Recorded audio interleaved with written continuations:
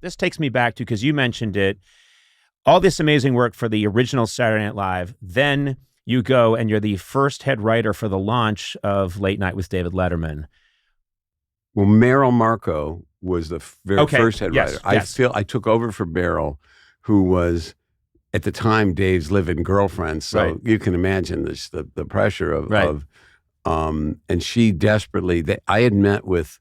I'd been a fan of Dave's morning show that he did in summer of 1980. That only lasts about 6 months. That's the summer that I was a senior in high school, and I saw that, and it tore the top of my brain open. I just thought, what is this? It was my mother who turned me onto that show, and because it was a daytime show, so it's the kind of thing I wouldn't have been exploring at that time of day anyway. And she said, I think you'd really love this. David Letterman is marvelous. He's just so funny. And so I started, and I go, normally I don't go to my mom for, movie recommendations or TV, but I said, fuck, this is really funny. And so when he started his late night show, he made an inquiry about my availability, and I just wanted to meet him. So I knew I was committed to this film thing that ended up going nowhere. But so I went in and I said, and I had a package of stuff and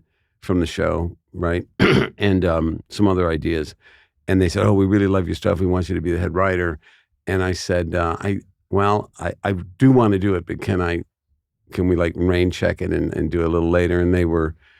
And so I recommended other writers like George Meyer, one of the greats, and Max Pross and Tom Gamble, and that lineup was incredible. Yeah, they found Andy Breckman on their own, and I recommended Steve O'Donnell, and so that was like the nucleus of that staff. That's a great fucking writing staff, and then I joined the show, I remember my 30th birthday fell the first week of our show, and I was 3 hours late to my own birthday party because we were reading small town news and looking for goofy things that Dave could talk about. But that was I'm just thinking about to try and I don't know, just to be there for the beginning of SNL.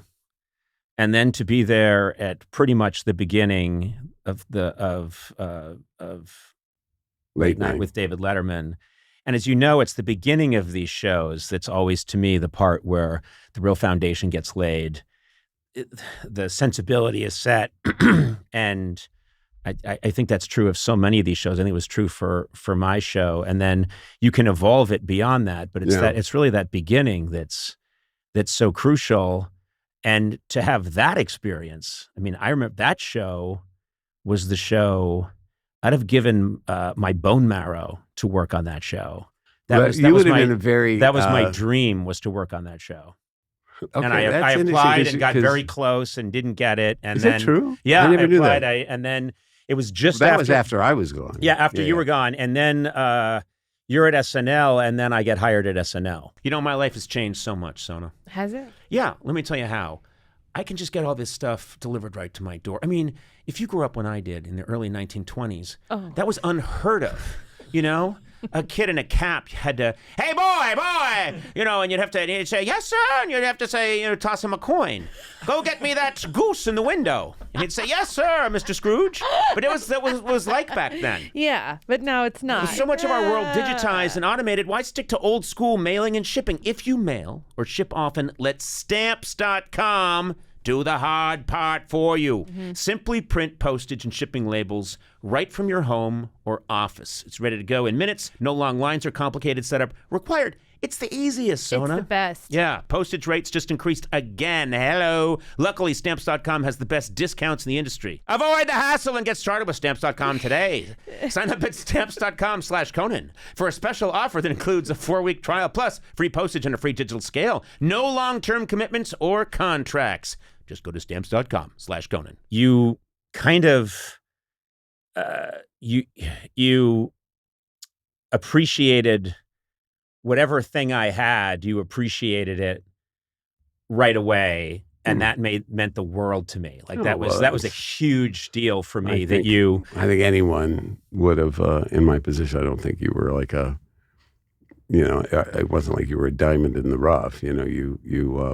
Well, I think anyone, you were like, yeah. It was, what I remember is you told me, you identified something. You said, Conan, you're very funny when you're back on your heels. You said when you're slightly off kilter and playing a part where you're kind of off balance, it's very funny. And I think I've thought about it since, because you put that in my head, that in all these years, 30 years now of being in front of the camera, it's my recovery that people really laugh at.